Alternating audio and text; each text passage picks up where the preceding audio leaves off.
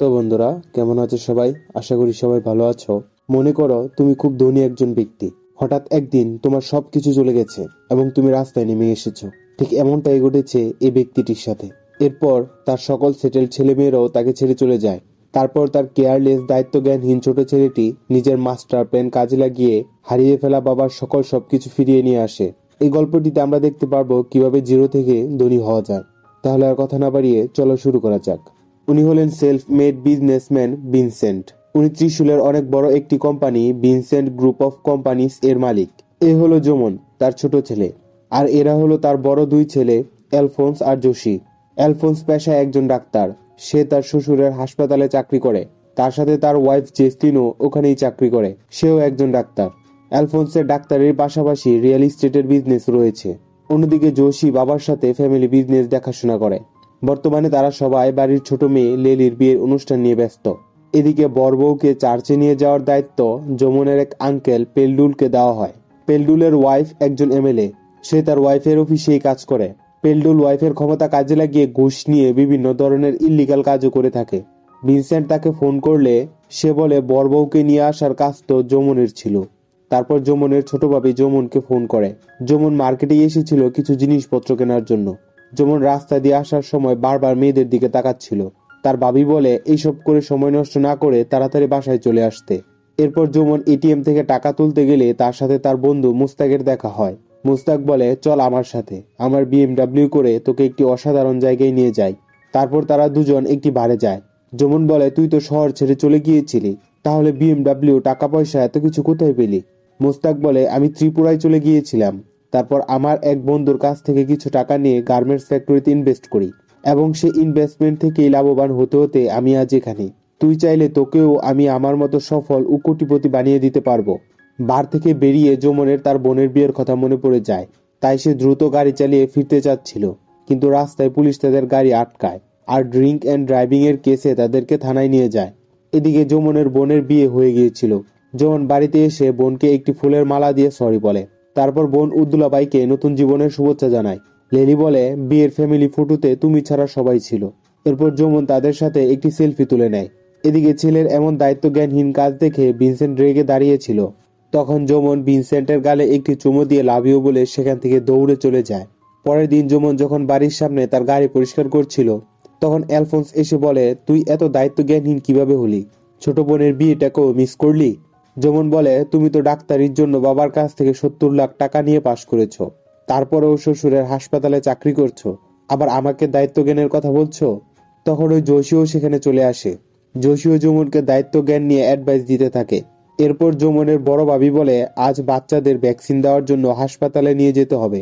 জোশী বলে, তার কাজ আছে। যমুনের তো কোনো কাজ নেই, তাই তাকে নিয়ে যেতে। যমুন বলে, সে যেতে পারবে না, আজ তার একটা গুরুত্বপূর্ণ কাজ আছে।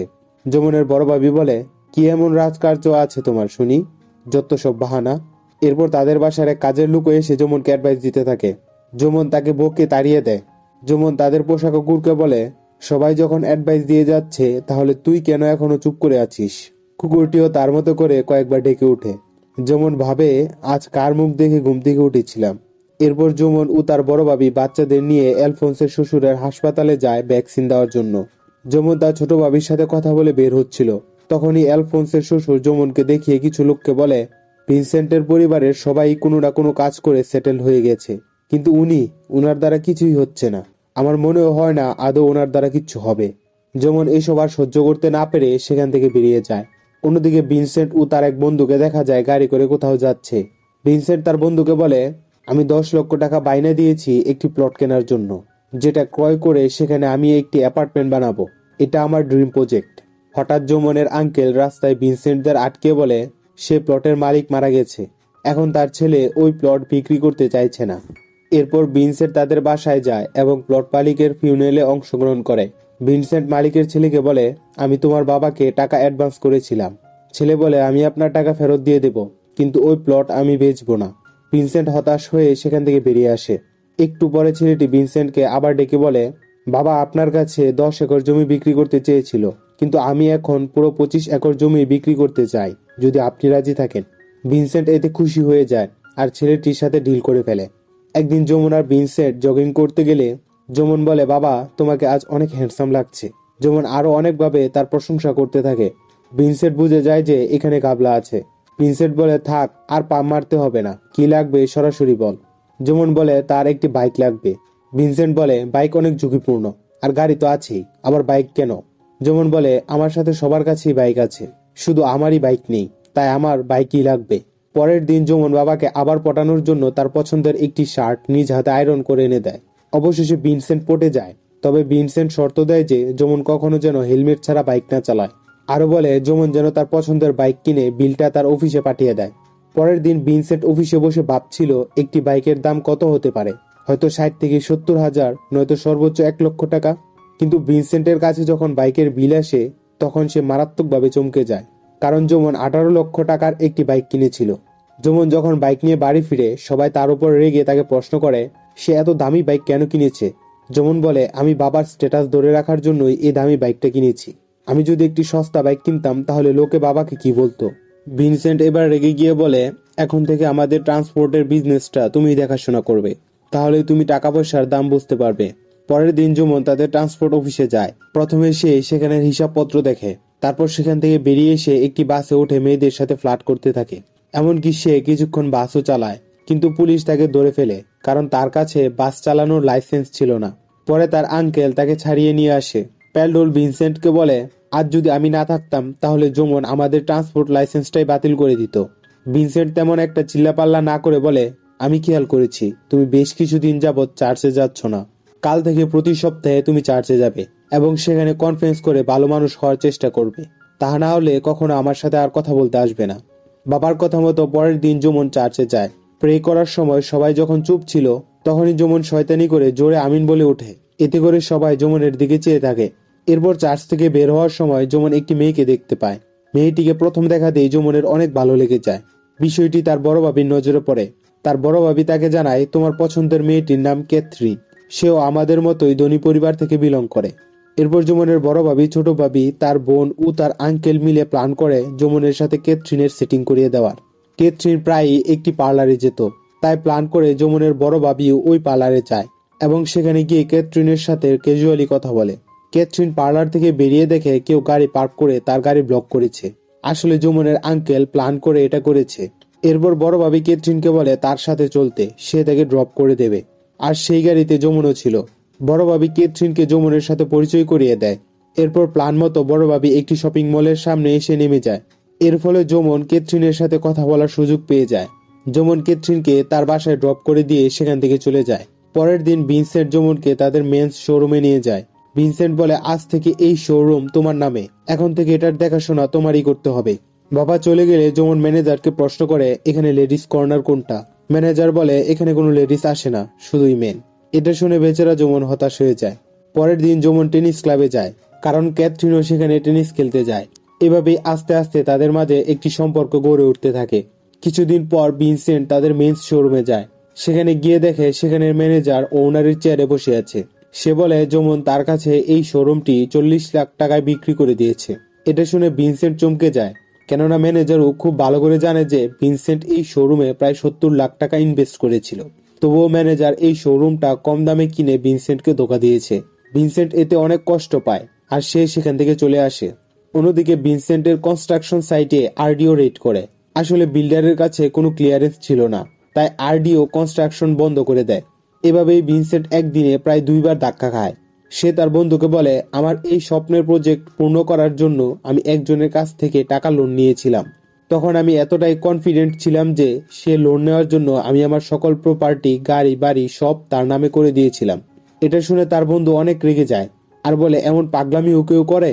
পরের দিন যারা যারা অ্যাপার্টমেন্ট কিনেছিল তারা ভিনসেন্টের অফিসে এসে ভিড় জমায় এবং ভিনসেন্টের কাছে ক্ষতিপূরণ চাইতে থাকে। ততক্ষণে পুলিশও সেখানে চলে আসে আর ভিনসেন্টকে ধরে নিয়ে যেতে থাকে। তখনই ভিনসেন্টের বন্ধু এসে বলে, প্লটটা আমার নামে কেনা হয়েছিল, তাই আপনাদের আমাকে অ্যারেস্ট করা উচিত। এভাবেই তার বন্ধু তাকে পুলিশের হাত থেকে বাঁচায়। ভিনসেন্ট গ্রুপ অফ কোম্পানিজ ব্যাংক্রাপ্ট হয়ে সিজ হয়ে যায়। এরপর ভিনসেন্ট যার কাছ থেকে লোন নিয়েছিল সে এসে বলে 1 সপ্তাহের মাঝে তারা যেন বাড়িটি খালি করে দেয়। এসব নিয়ে তাদের পরিবারে ঝামেলা হয়। ভিনসেন্টের বাকি 2 ছেলের আলাদা বিজনেস ও প্রপার্টি থাকায় সে তাদেরকে চলে যেতে বলে। রাতে যমুন ফিরে এসে বলে, আমরা আবার শূন্য থেকে শুরু করব, তুমি আমার সাথে ত্রিপুরায় চলো। ভিনসেন্ট প্রথমে রাজি না হলেও পরে যমুনের সাথে ত্রিপুরায় চলে যায়। যমুন মোস্তাকের সাথে তার বাবার পরিচয় করিয়ে দেয়। এরপর বাবাকে একটি গার্মেন্টসে নিয়ে গিয়ে বলে, আমি বাইক ওই শোরুম বিক্রি করে টাকা এই গার্মেন্টসে ইনভেস্ট করেছি। আমি আর মোস্তাক পার্টনারশিপে এই গার্মেন্টসটি চালাচ্ছি। নিজের দায়িত্বজ্ঞানহীন ছেলের মাঝে হঠাৎ এই পরিবর্তন দেখে ভিনসেন্ট ইমোশনাল হয়ে পড়ে। ভিনসেন্টের মনে হয় যমুন আবার সবকিছু আগের মতো করে ফেলতে পারবে। এভাবেই তাদের আপাতত জীবন চলতে থাকে। যমুন একদিন অফিসে গিয়ে দেখে টেবিলে অনেক বকেয়া বিল পড়ে রয়েছে। এগুলো দেখে যমুন আকাশ থেকে পড়ে। ম্যানেজার জানায় মোস্তাক বিজনেসের নামে অনেক খরচ করে যাচ্ছে। ক্লায়েন্টের জন্য সে যেখানে যেখানে যেত সেখানে সেখানে লাক্সারি হোটেলে থাকতো, সাথে সে অনেক দামি দামি গাড়ি ভাড়া করে ব্যবহার করত। এখন এই বাড়ি বাড়ি বিলের কারণে তাদের এই ছোট্ট গার্মেন্টসটি বন্ধ হতে চলেছে। যমুন এতে এতটাই রেগে যায় যে সে মোস্তাককে মারতে চলে যায়। মারতে মারতে যমুন তাকে বলে, তুই আমার শেষ ভরসাটাও নষ্ট করে দিয়েছিস। এখন আমি বাবাকে নিয়ে কি করব, কোথায় যাব? বাড়িতে এসে যমুন তার বাবাকে কিছুই জানায় না। তারপর একদিন যমুন তার ভাইদের কাছে সাহায্য চাইতে যায়। বড় ভাবি বলে, তুমি বাবাকে এখানে নিয়ে এসো, আমরা ওনার দেখাশোনা করব। যমুন বলে, আমি খুব ভালো করে জানি তোমরা বাবার কাছ থেকে প্রতিটা সিগারেটের হিসাব চাইবে। এরপর একদিন তাকে বৃদ্ধাশ্রমে দিয়ে আসবে। আর বলে, তোমাদেরকে আমাদের নিয়ে চিন্তা করার কোনো দরকার নেই, আমরা কিছু একটা করে নেব। এরপর যমুন সেখান থেকে বেরিয়ে ক্যাথরিনকে ফোন করে। ক্যাথরিন তাকে বাড়িতে ডাকে। যমুন প্রথমে রাজি হয় না। ক্যাথরিনের অনেক জোরাজোরিতে যমুন রাজি হয়ে যায়। তারপর সে ক্যাথরিনের বাড়িতে আসে। ক্যাথরিনের বাবা যমুনের সাথে কোনো কথা না বলে গেম খেলতে থাকে। তারপর ক্যাথরিনের মা এসে ক্যাথরিনকে আলাদা করে নিয়ে বলে, তুমি এই ছেলেকে ভুলে যাও। তার পুরো পরিবার এখন অনেক দেনায় ভুগছে। তারা এখন রাস্তায় নেমে গেছে। এই শুধু টাকার জন্যই তোমার পিছনে পড়ে আছে। এইসব কথা যমুনও শুনে ফেলে। যমুন সেখানে গিয়ে বলে, আপনি ঠিক কথাই বলেছেন। যমুন ক্যাথরিনকে আলাদা করে নিয়ে বলে, তোমার মায়ের কথাই তোমার শোনা উচিত। আমাদের একে অপরকে ভুলে যাওয়াই আমাদের জন্য ভালো হবে। এটা বলে যমুন সেখান থেকে বেরিয়ে আসে। এরপর যমুন অনেক জায়গায় চাকরির জন্য ইন্টারভিউ দেয়। তাদের ওই গার্মেন্টস ম্যানেজার তাকে একটি কোম্পানির সেলস অফিসারের কাজ পাইয়ে দেয়। যমুন কাঁধে কাপড়ের ব্যাগ নিয়ে জায়গায় জায়গায় গিয়ে অর্ডার নিতে থাকে। একদিন রাস্তায় মোস্তাকের সাথে যমুনের দেখা হয়। যমুন তাকে ইগনোর করে চলে যেতে থাকে, কিন্তু মোস্তাক এসে বলে, এবার আমি সত্যিকারের দারুণ একটি বিজনেস প্রপোজাল নিয়ে এসেছি। আমরা কম দামে হ্যান্ডিক্রাফটের কাপড় নিয়ে এসে ভালো দামে তা বিক্রি করতে পারবো। অনেক চেষ্টার পর যমুন তাকে আবার বিশ্বাস করে। অন্যদিকে ভিনসেন্টের সাথে পেরুমাল নামক এক লোকের পরিচয় হয়। কথা বলতে বলতে তাদের মাঝে বন্ধুত্ব হয়ে যায়। ভিনসেন্ট পেরুমালকে সাথে নিয়ে যমুনের গার্মেন্টসে যায়। সেখানে গিয়ে তারা জানতে পারে গার্মেন্টসটি এখন আর যমুনদের নেই। ভিনসেন্ট আবারও একটি ধাক্কা খায় এবং অনেক কষ্ট পায়। বাড়িতে ফেরত এসে একের পর এক সিগারেট টানতে থাকে। এরপর যমুন বাড়িতে আসলে ভিনসেন্ট তার কাছে জানতে চায় ব্যবসা কেমন চলছে। যমুন মিথ্যা বলে যে ব্যবসা ভালোই চলছে। তখন ভিনসেন্ট তাকে একটি চড় মেরে বলে, আমাকে মিথ্যা বলছিস কেন? আমি সবকিছুই জেনে গেছি। যমুন বলে, তুমি এমনিতেই অনেক ধাক্কা খেয়েছো, তাই আমি আর নতুন করে ধাক্কা দিতে চাইনি। মোস্তাকের গাফলতির কারণে আমাকে ওই ব্যবসা ছেড়ে দিতে হয়েছে। এরপর ভিনসেন্ট বলে, এখন সবার আগে আমাদের এই ফ্ল্যাটটি ছেড়ে দিতে হবে এবং ছোট্ট একটি ঘর ভাড়া নিতে হবে। তুমি চিন্তা করো না, আমি যখন প্রথম ব্যবসা শুরু করেছিলাম তখন আমার কাছে কিছুই ছিল না, এমনকি বাসের ভাড়া ছিল না বলে পায়ে হেঁটে গ্রাম থেকে শহরে যেতাম। তুমি আর আমি মিলে আবার শূন্য থেকে সবকিছু শুরু করব। দেখবে একদিন সবকিছু ঠিক হয়ে যাবে। ভিনসেন্টের এই কথাগুলো যমুনের আত্মবিশ্বাস অনেকটাই বাড়িয়ে দেয়। এরপরে তারা ছোট্ট একটি বাসা ভাড়া নেয়। কিছুদিন পর টাকা জোগাড় করে যমুন জেল থেকে ভিনসেন্টের ওই বন্ধুকে বের করে নিয়ে আসে। এর কিছুদিন পর যমুন একটি বড় কোম্পানি থেকে অর্ডার পায়, কিন্তু সে অর্ডারের অ্যাডভান্স পেমেন্টের চেকটি পায় না। তাই সে ওই কোম্পানিতে গিয়ে চেক সম্পর্কে জানতে চাইলে অ্যাকাউন্টেন্ট অফিসার বাইদি তাকে মেল করতে বলে। মেল করার জন্য যমুনের কাছে ইন্টারনেট না থাকায় সে বাইদির কাছে কোম্পানির ওয়াইফাই এর পাসওয়ার্ড চায়, কিন্তু বাইদি যমুনকে ওয়াইফাই এর পাসওয়ার্ড দেয় না। এরপর যমুন সেখানের ম্যানেজারকে দেখতে পায়। যমুন জোকারের মতো দেখতে ম্যানেজারকে পটিয়ে ওয়াইফাই এর পাসওয়ার্ডটি নিয়ে নেয় এবং সাথে সাথে মেইল করে ফেলে। যমুন বাইদিকে বলে, নিজের নামের সাথে 123 দিয়ে পাসওয়ার্ড টাকা সেফ না, আর এরপর থেকে কোনো সেলসম্যান পাসওয়ার্ড চাইলে দয়া করে সেটা দিয়েন। এরপর একদিন মোস্তাক যমুনকে তাদের ফ্যাক্টরিতে নিয়ে যায়। মোস্তাক তাকে ফ্যাক্টরির অ্যাকাউন্টস দেখায়, তারা সম্প্রতি কত টাকা প্রফিট করেছে কি করেনি। কিছুদিন পর যমুন আবার বাইদির কোম্পানিতে গিয়ে নতুন অর্ডার চায়। বাইদি বলে, কোম্পানি আপনাদেরকে নতুন অর্ডার দিতে চায় না, তাই আপনি এখন আসতে পারেন। তখন যমুন বলে, অর্ডার না হয় নাই দিলেন, আপনি কি একটু হাসতে পারেন না? হাসলে তো কাউকে কোনো টাকা দেওয়া লাগে না, এটা তো একদম ফ্রি। এটা শুনে বাইদি হেসে ফেলে। পরের দিন যমুন কিছু কাপড় অন্য শহরে ডেলিভারি দেওয়ার জন্য নিয়ে যাচ্ছিল। বাইদিও সে বাস স্টেশনে চলে আসে, এমনকি তারা একই বাসে ট্রাভেল করে। যেমন বাসে ঘুমিয়ে পড়েছিল। ঘুম ভাঙলে যেমন দেখে বাসে কেউ নেই, পুরোই খালি। যেমন বাস থেকে নেমে দেখে ড্রাইভার বাস থামিয়ে মদ খাচ্ছে। প্রায় সবাই ড্রাইভারের উপর চিল্লাতে থাকে। তখন যেমন ড্রাইভারের কাছ থেকে চাবিটা নিয়ে বাসটি ড্রাইভ করতে থাকে এবং সেফলি ড্রাইভ করে সবাইকে তাদের গন্তব্যে পৌঁছে দেয়। যমুনের এই কাজে বাইদি ইমপ্রেস হয়ে যায়। এরপর দেখা যায় রাতে যমুন আরো কাপড় নিয়ে বাসের জন্য অপেক্ষা করছে। তখনই পেরিমাল নামের লোকটি তার পাশ দিয়ে যাচ্ছিল। পেরিমাল যমুনকে বলে, পরের বাস কাল সকালের আগে আসবে না, তুমি চাইলে আজ রাতটা আমার বাসার উঠোনে কাটাতে পারো। এরপর তারা পেরিমালের বাসায় যায়। পেরিমাল যমুনের সাথে তার মেয়ের পরিচয় করিয়ে দেয়। সেই মেয়েটি অন্য কেউ নয়, সে হলো ভাইদি। বাইরে মশা থাকায় রাতে ভাইদি যমুনকে কয়েল এনে দেয়। এরপর দুজন মিলে বেশ কিছুক্ষণ গল্প করে। গল্প করতে করতে তাদের মাঝে বন্ধুত্ব হয়ে যায়। এরপর থেকে ভাইদি ও যমুনকে তার বিজনেসে সাহায্য করতে শুরু করে। যমুন একদিন ভাইদিকে শেয়ারের কিছু টাকা দেয়। ভাইদি প্রথমে টাকাটা নিতে চাইছিল না, কিন্তু পরে সে টাকাটা নিয়ে নেয় আর বলে, টাকাটা আসলেই আমার দরকার ছিল। ভাইদি যমুনকে বলে, আমার তেমন কোনো বন্ধু নেই যার কাছে আমি টাকা চাইতে পারি, তোমার কাছ থেকে টাকাটা নিতে আমার তেমন খারাপ লাগেনি। এভাবে আরো অনেক কিছু গুছিয়ে বলে ভাইদি যমুনকে তার মনের কথা বলে দেয়। অন্যদিকে ভিনসেন্ট মাঝে মাঝে যমুনকে বলতো 555 সিগারেট এনে দিতে, কিন্তু যমুন প্রতিবারই এটা এড়িয়ে যেত। একদিন যমুন বাবাকে এক বক্স সিগারেট এনে দেয়। ভিনসেন্ট এটা দেখে অনেক খুশি হয়। যমুন বলে, আমি চাই তুমি এভাবে আমার সাথে আরো অনেক বছর বেঁচে থাকো, তাই আমি তোমাকে সিগারেট খেতে না করতাম এবং এনে দিতাম না। এটা শুনে ভিনসেন্ট ইমোশনাল হয়ে যায়। সাথে সাথে ভিনসেন্ট ছেলের কাছে প্রমিস করে আজ থেকে সে আর কখনো সিগারেট খাবে না। অন্যদিকে ভাইদির কোম্পানিতে তাদের এক ফরেন ক্লায়েন্ট আসে। মহিলাটি কোম্পানির প্রতিটি কাজে খুদ ধরতে থাকে। ওই মহিলা ক্লায়েন্টকে হ্যান্ডেলের দায়িত্ব আসে ভাইদির উপর। ভাইদি পেরে না উঠে যমুনের কাছে এ ব্যাপারে সাহায্য চায়। এরপর তারা দুজন ওই মহিলাকে নিয়ে তাদের গ্রামে ঘুরতে যায়। তারা মহিলাকে তাদের ট্রেডিশন, কালচার ও কাজের ধরন দেখায়। মহিলাটি এই সব কিছু অনেক ভালো লাগে। চলে যাওয়ার সময় মহিলাটি ভাইদিকে একটি ডায়মন্ড রিং এবং যমুনকে একটি ঘড়ি গিফট দেয়। মহিলাটি যমুনকে বেশ বড় একটি অর্ডারও দিয়ে যায়, যেটা পূরণ করার জন্য যমুনদের অনেক টাকা ও মালামালের প্রয়োজন ছিল। পরে যমুন লেবারদের কাছে যায় আর তাদেরকে বলে, আপনারা যদি আমার এই কাজটি করে দেন তাহলে আমি 1 মাসের মাঝে আপনাদেরকে দ্বিগুণ টাকা পেমেন্ট করব। আমি আমার বাবার নামে কথা দিচ্ছি, আপনারা ঠকবেন না। লেবাররা যমুনের কথায় ভরসা পায় এবং যমুনকে সাহায্য করতে রাজি হয়ে যায়।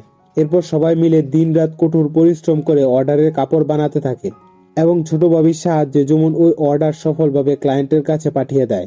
ক্লায়েন্ট যমুনের পাঠানো অর্ডার হাতে পেয়ে অনেক খুশি হয় এবং কথা মতো তাদেরকে পেমেন্ট করে দেয়। এরপর যমুন নিজের কথা মতো সকল লেবারকে তাদের পেমেন্ট দিয়ে বাবার কাছে যায়। যমুন তার বাবাকে বলে বন্ধক রাখা তাদের বাড়িটি সে আবার ফিরিয়ে এনেছে। ভিনসেন্ট তার ছেলের সফলতায় গর্ববোধ করে। পরের দিন তারা জিনিসপত্র গুছিয়ে রওনা দিচ্ছিল। ভিনসেন্ট পেরিমাল ও ভাইদিদের কাছ থেকে বিদায় নেয়। যমুন সবার কাছ থেকে বিদায় নিলেও ভাইদির সাথে সে কোনো কথাই বলে না। ভিনসেন্ট এটা খেয়াল করে যমুনকে বলে, তুমি কিন্তু কাজটা ভালো করোনি, মেয়েটি সেখানে তোমার জন্য দাঁড়িয়েছিল অথচ তুমি তার সাথে কোনো কথাই বলোনি। যমুন বলে, আমরা সেখানে কাজের জন্য গিয়েছিলাম, আমাদের কাজ হয়ে গেছে, আমরা চলে এসেছি, এতে এত ইমোশনাল হওয়ার কি আছে। ভিনসেন্টের এটা ভেবে খারাপ লাগে যে হাতে টাকা পেতেই যমুন আবার বদলে গেছে। বাড়িতে ফেরত এসে ভিনসেন্ট পুরো পরিবারকে দাওয়াত দিয়ে ডেকে এনে খাওয়ায়। পরের দিন বাবা ছেলে জগিং করতে বের হয়। যমুন অন্য রাস্তা দিয়ে যেতে চাইলে ভিনসেন্ট বলে, আমরা তো সবসময় ওই রাস্তা দিয়েই যাই, তাহলে আজ অন্য রাস্তা কেন? যমুন বলে, চলোই না, মাঝে মাঝে রাস্তাও বদল করতে হয়। ভিনসেন্ট যখন যমুনের সাথে হাঁটছিল তখনই একটি বাড়ির গেট থেকে পেরুমাল ও ভাইদি বেরিয়ে এসে ভিনসেন্টকে গুড মর্নিং বলে। ভিনসেন্ট প্রথম গুড মর্নিং বললেও পরে কনফিউজ হয়ে যায়। ভিনসেন্ট ভাবতে থাকে তার এখানে কিভাবে এসেছে। পেরুমাল বলে, আপনার ছেলে আমাদেরকে এখানে এনেছে, আর এসব তারই করা প্ল্যান ছিল। ভিনসেন্ট খুশি হয়ে বলে, তুই বেটা ঠিক হবি না। এটা বলেই সে যমুনকে তাড়া করতে থাকে। আর এখানেই মুভিটি শেষ হয়ে যায়। তো বন্ধুরা, মুভিটিতে আমরা একটি চমৎকার ফাদার সন বন্ড দেখতে পেয়েছি। আরো দেখতে পেয়েছি আমরা চাইলেই নিজের পরিশ্রমের মাধ্যমে সফলতা হতে পারি। তো বন্ধুরা, আজকের ভিডিওটি কেমন লেগেছে তা একটু কমেন্ট করে জানাবে। যদি ভিডিওটি পছন্দ করে থাকো তাহলে একটি লাইক দিয়ে যাবে। আর হ্যাঁ, অবশ্যই চ্যানেলটি সাবস্ক্রাইব করে পাশে থাকবে। ধন্যবাদ।